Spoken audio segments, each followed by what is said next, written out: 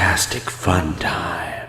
Hey gang, I'm JP and welcome back to Talking The Orville on Egotastic FunTime. Today we're gonna have a great time talking about the exciting conclusion to the Orville's two-part identity saga that has the ship and her crew taken over by the Kalon, who are using the Orville as a ruse so they can attack Earth, exterminating all biological life forms in their wake. With a space battle so epic it'll make you geloja in your jeans a little bit, and the future of the galaxy hanging in the balance, we pick up with the crew of the Orville being held captive in the shuttle bay, awaiting their fate at the hands of the Kalon in Identity Part 2. While the crew is being held captive in the shuttle bay, the Kalon invasion force races toward Earth, hoping to take the Union by surprise and wipe out all life on the surface. Captain Mercer thinks the Kalon need the ship's crew alive for some reason, and Gordon uses his unrelenting charm to get some answers. Hi, I'm Gordon Malloy. I'm the helmsman of the Orville. How you doing? So, I'm from New Jersey. Ty attempts to get past the guards in order to see Isaac, and Tala gets shot while trying to stop him. Claire saves Tala in sickbay, and Isaac arrives to escort them all to the briefing room, to be given instructions by Orville Premiere, who demands that they lie to Union Central by telling them that the warships are actually a diplomatic convoy. They're also given the reason the Kalon have decided to destroy biologicals. They installed pain simulators in our neural pathways so that we could be punished if we refused to obey them. You were slaves. That is correct. So we did what was necessary. We exterminated our masters. The USS Roosevelt arrives to greet the convoy, and the crew are forced to take their stations. Ed finds a way to get a secret code message to Captain Marcos in the hopes that he'll be able to get it back to the fleet. But the Kalon see through Ed's plan and, "Oh my god, they exploded Marcos, you sick bastard!" Ed is taken to Deck 7, where the Kalon make him watch Ensign Mamone get thrown out the airlock, despite Isaac's attempt to convince Primary to spare him. Primary speaks with Isaac in Ed's office, asking him if he's feeling sympathy for the biologicals, which Isaac quickly denies and says it's impossible for a Kalon to feel emotions. The crew realize that they have to find a way to get a shuttle off the ship. They decide to risk it all by flying into Krill space in hopes of being able to convince them it's in their best interest to work together. They have Yaphet die hard through the vents to the armory to get a blast rifle and bring it back to Bortus so he can BAM! BAM! Sorry about your inner working, son! They quickly override the blast doors so Gordon and Kelly can make an escape for Krill space. Oh crap, this is gonna be tight! The Kalon, though taken by surprise, managed to dispatch a sphere to pursue the shuttle. They once again send Yaphet through the vents to try and get a message out using the communication array, along with Ty as backup, being that he's the only other person small enough to make the trip. While trying to send out a signal, two Kalon arrive to stop them. Yaphet springs to action, attacking one of the units so Ty can escape, but he gets captured anyway, and Yaphet is unable to help. Meanwhile, Gordon and Kelly arrive in Krill space and are immediately brought aboard and taken before Captain Dalek, who refuses to believe their warning about the Kalon threat. Suddenly, a sphere drops out of quantum space and begins attacking the Krill ships, destroying two of them, but Dalek manages to turn the tide and explode the Kalon vessel to death with multiple pew-pews. Avis has been generous today. See? Avis, I told you I wasn't making that up. Isaac is called in to meet with Kalon Primary once again, who now has Ty in his possession. He wants Isaac to prove his loyalty to the Kalon by killing Ty. Isaac has to make a choice. Kill Ty to prove himself, or listen to his cold black robot heart and save him. It's the flip of the coin. He could choose tails, but decides to go with heads.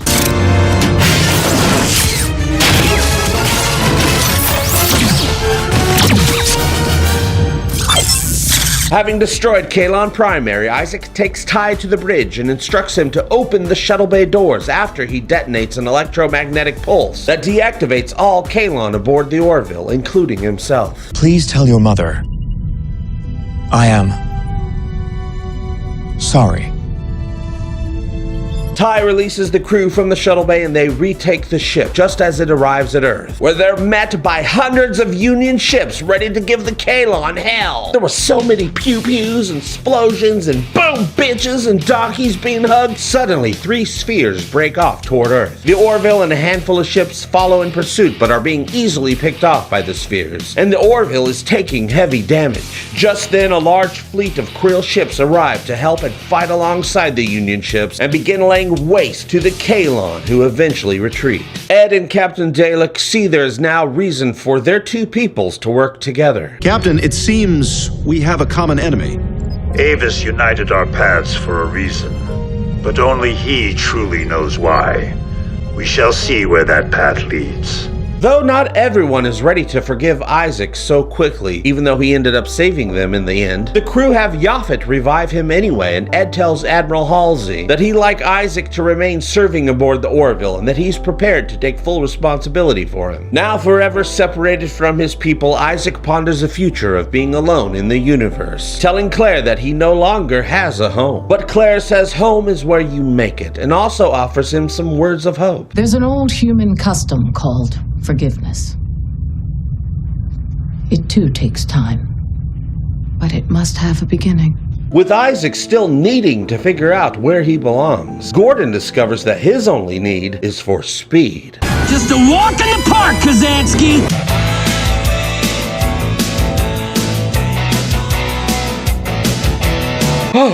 Oh, geez, you guys.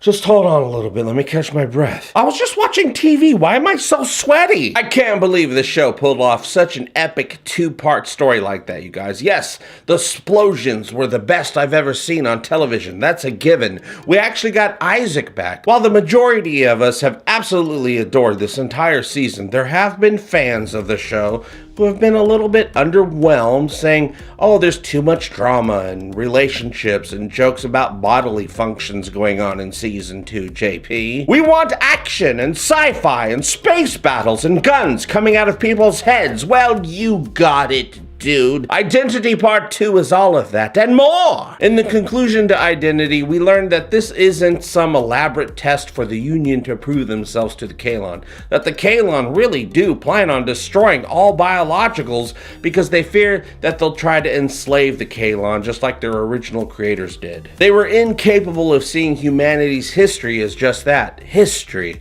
It goes back to the whole binary choice thing, really. I mean, are humans capable of committing horrible acts of slavery and genocide and violence?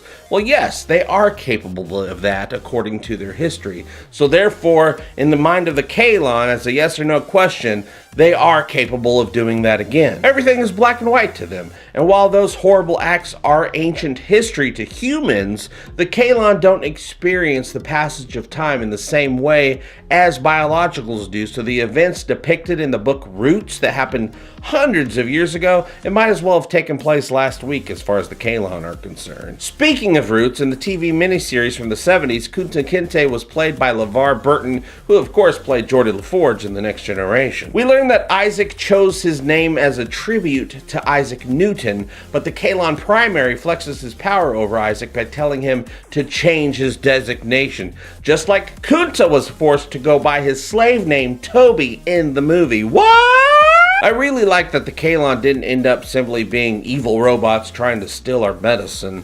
They have a complicated history and you can understand how their distrust of biologicals came about, even though they're a bunch of hypocrites, really. Twice in this episode, Primary asked Isaac if he was feeling sympathy for the biologicals, and both times Isaac quickly said that emotions are impossible for Kalons. Back in part 1, Ty said that Isaac does have emotions because why would he come and have dinner with us and play games with us and spend time with us like he does? He's got faith in the heart for Isaac the entire time. And it's obvious that Isaac doesn't share in the same opinion as the rest of his people when it comes to biologicals. He also keeps trying to convince Primary to spare people. I think it is possible for Isaac to have emotions despite him not believing it himself. The Kalon Primary certainly thinks it's possible, or why else would he have been asking him about it all the time? Just because Isaac isn't programmed with the complete knowledge of his capabilities capabilities doesn't mean that the ability isn't there. He's had experiences no other Kalon has had, and we've already learned that his subroutines can adapt to humans in ways he can't account for. I mean, why would he have Ty tell Claire that he was sorry unless he actually was sorry? When I say emotions, I'm not talking about human emotions, you guys. Isaac isn't human. This is something new and unique. They're not people feels, they're robo feels. Ooh, robo feels! New band name, I call it. Something to keep in mind. Just because Isaac killed the Kalon primary doesn't mean he's gone for good, you guys. He's an artificial life form. So he can totally have memory backups of himself back on Kalon, and he probably does. We'll probably see Kalon primary again. One thing I was thinking about is the Kalon spheres that made up the invasion party in the episode. So of course we know there were a bunch of Kalon units on the Orville, but I was wondering how many units were on the spheres. Like what's the bridge like? What's the corridors like? All that stuff. Then I realized, oh, there aren't any units on the spheres at all. Just like with Battlestar Galactica, the spheres are individual units themselves. It's not manned by Kalon because the entire thing is just one huge Kalon. Or should I say Cylon? While Isaac was definitely the one who saved the crew so they could take back control of the ship and have a fighting chance, Yaphet is definitely the MVP of the episode.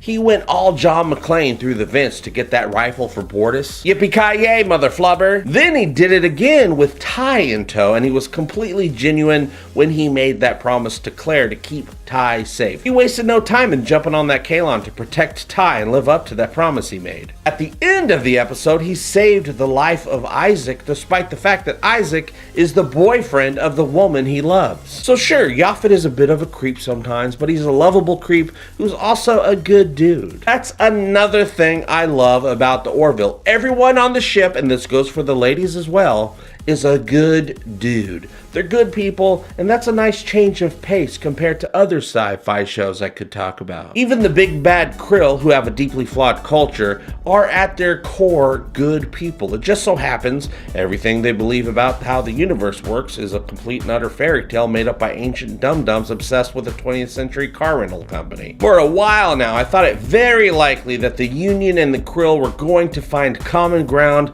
by having to join forces to defeat a bigger threat. So I totally called that one. I called it a very long time ago. But I thought they would join forces to fight the Choctaw from the Nothing Left on Earth Excepting Fishes episode, not the Kalon. I never predicted the Kalon would end up being a threat, especially not on this level. I mean, all living creatures in the galaxy are at risk of being annihilated now. Even Thanos can't compete with those numbers. I don't know if you guys saw him, but what the hell happened to Lieutenant Dan in this episode? I looked everywhere for him and I couldn't find him. I did find Clyden and Topa though.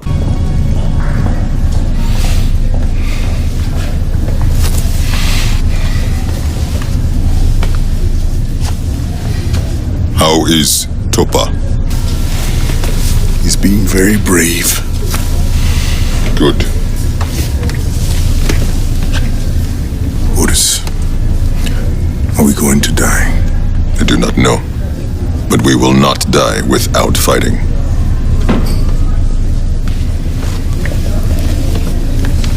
Identity Part 2 had crazy action going on. When the battle for Earth was going on, I loved that everything was blowing up everywhere and the camera was constantly moving around, but you could totally keep track of what was going on. The Union took heavy losses too. I mean, I counted. At the start of the battle, they had about 100 ships ready to defend Earth. Admiral Halsey said that 32 ships were either destroyed or out of commission, and they were only able to destroy 6 Kalon spheres themselves, but at least 10 more ships were destroyed after that conversation. With about 300 people being aboard a ship of the Orville size and so many ships being completely destroyed, we have to assume that at least 5,000 to 10,000 Union officers were killed in this episode. The Orville is super reinforced right now, but damn, I have to say, the Union really needs to upgrade their weaponry, right? I mean, the Krill were able to take out spheres pretty okay, but the Union weren't doing well at all. Hopefully the Krill are going to help out with some of that technology stuff that they got going on with their weapons,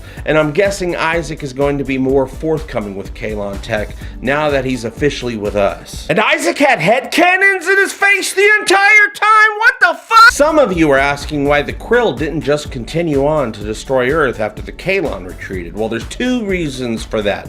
One, they're under the impression that the almighty Avis had brought them together for some reason, and two, the Union recalled the entire fleet, which has over 3,000 ships currently on their way to Earth, guns blazing. We all love how much of a love letter to Star Trek the Orville is, but this episode had stuff in it that Star Trek, at least real Star Trek, would never do on television. They showed people getting ripped out into space during a hull breach, and the Kalon straight up murdered that orange shirt by throwing him out the airlock.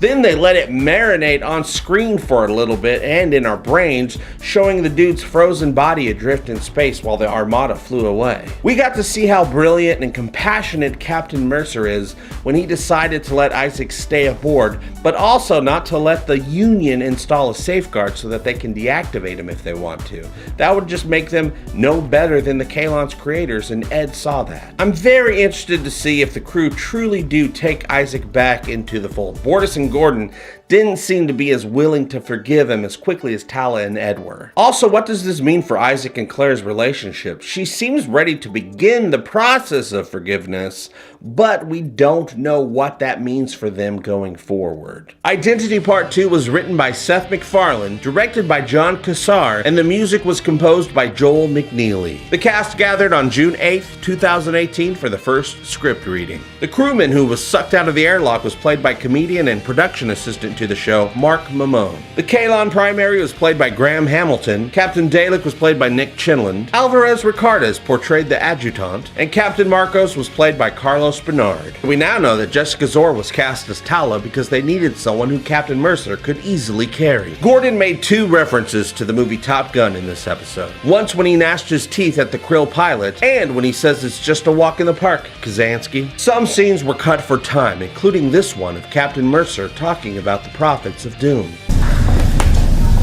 A prophet of doom would ask the question, is this just another battle? Or are we looking at the next stage of evolution? What do you mean? The Kalon were built by people like us. Those people became outdated. Which makes you wonder what the dinosaurs thought when they saw the first mammal. Did they know they were seeing their own successor? The Identity Saga is the Orville's first, but hopefully not last, two-part sci-fi opus, and it completely defied any expectations of what I thought this already amazing show was capable of. I think the title Identity refers to Isaac's unexpected journey to discovery of who or what he is. Does he identify simply as an artificial life form programmed to take orders and conform to the will of his people, or is he an individual who is more than the sum of his parts? A thoughtful collection of experiences, and he can carve out his own path in the universe among friends who love and respect him. That's what Isaac, as well as we the fans, are going to find out. At least no one's trying to give him a 13-button salute. Oh man, P-Corner's looking real good right now. Okay, that's it. That's all I wanted to talk about today, and I talked about it. How about you? Do you think the Union are going to be able to convince the Krill that they're not godless sub-creatures after all? How long before the Kalon make another attempt to destroy Earth? Will the crew be able to take Isaac back now that they know the truth? Will Claire let him back into her life?